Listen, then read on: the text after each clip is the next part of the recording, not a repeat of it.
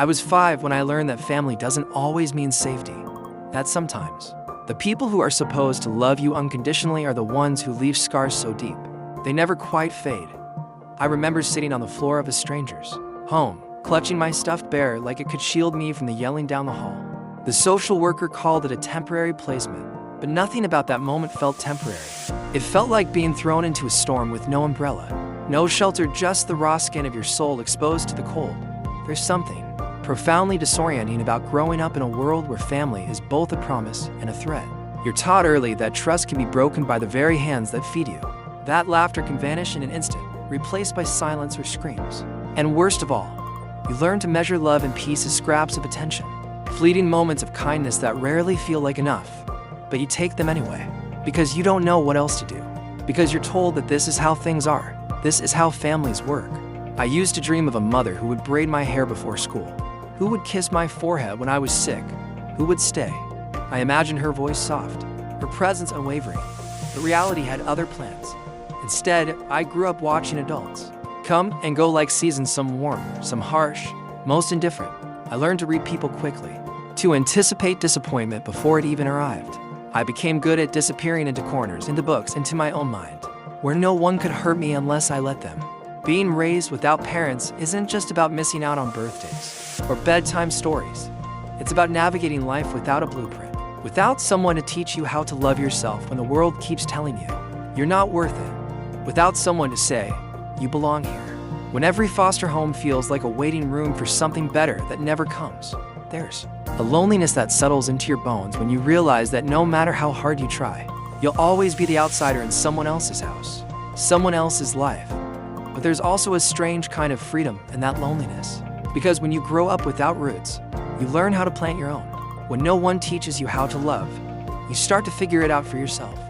You begin to understand that survival is its own kind of strength.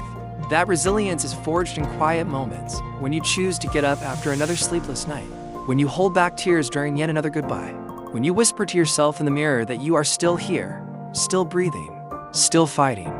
There were times I hated myself for needing too much, for wanting more than I was given. I thought there was something wrong with me for craving consistency, for dreaming of a place where I didn't have to earn affection with good behavior. But now I see that need wasn't weakness, it was humanity. It was proof that despite everything, I still believed in love, in connection, in the possibility of something better. The hardest part wasn't just the pain. It was the shame that came with it. The feeling that if I talked openly about my childhood, I'd be seen as broken, damaged, less than. So I stayed silent. I buried the truth beneath smiles and overachieving, pretending I was fine while inside I was unraveling. But silence has a way of poisoning you from the inside out. Eventually, it becomes harder to carry than the truth itself. So I started speaking.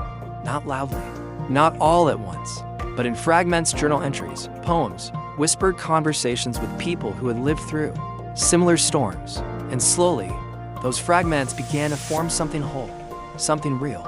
I realized that my story wasn't mine alone, that there were countless others out there who had grown up without parents, without guidance, without the luxury of unconditional love, people who had survived abuse, neglect, instability, and still managed to keep going. That's when I understood that our pain doesn't make us lesser. It makes us witnesses. Witnesses to a system that often fails its most vulnerable. Witnesses to the quiet strength it takes to survive when no one is rooting for you. Witnesses to the fact that healing is possible even if it's messy, even if it takes years, even if it never looks exactly like we hoped it would. There are days when the past still finds me, when I hear a certain song or smell a familiar scent, and I'm suddenly 8 again, standing in a hallway, hoping someone will call my name, hoping someone will say, "Come here, sweetheart." But those moments don't control me anymore. They remind me of where I've been, but they don't dictate where I'm going, because I've built something new, a life stitched together from all the places I didn't fit, all the people who saw me when I tried to hide, all the lessons I learned through trial and error. I've found love, not the fairy tale kind, but the kind that shows up in late night text and shared silences and knowing glances. I've found belonging not in bloodlines, but in chosen family, in friendships that feel like lifelines, in communities that remind me I'm not alone. And maybe that's the real gift of surviving without parents. Maybe that's the unexpected blessing hidden inside the loss. Because when you grow up without a roadmap, you learn how to navigate by instinct. You become fiercely self-aware, deeply empathetic, incredibly resourceful. You understand that love isn't a guarantee, but a choice, and you choose it anyway. To anyone who grew up without parents, who knows the ache of longing for something you may never have? I see you. I hear you. Your story matters, even if no one ever wrote it down. Your pain is valid, even if no one ever acknowledged it. And your survival is a miracle, even if you don't always feel like one. Family means many things. For some, it means warmth and safety. For others, it means pain and betrayal. But for those of us who grew up without it, it means something else entirely. It means resilience. It means reinvention. It means carrying the weight of absence until you find a way to turn it into strength. We are echoes of the unheld, but we are not broken. We are not lost. We are here, alive, breathing, rewriting our stories with every step forward. And that, in itself, is a kind of triumph. So if today finds you hurting, if today reminds you of all you never got to have, know that you are not alone.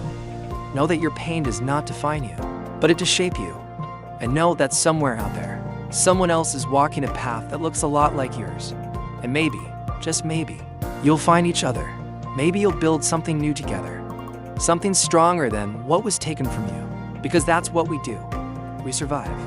We heal. We create meaning out of chaos. We become the family we never had. And in doing so, we prove that love is not something you inherit, it's something you choose again and again and again. And that, above all, is the most powerful thing of all.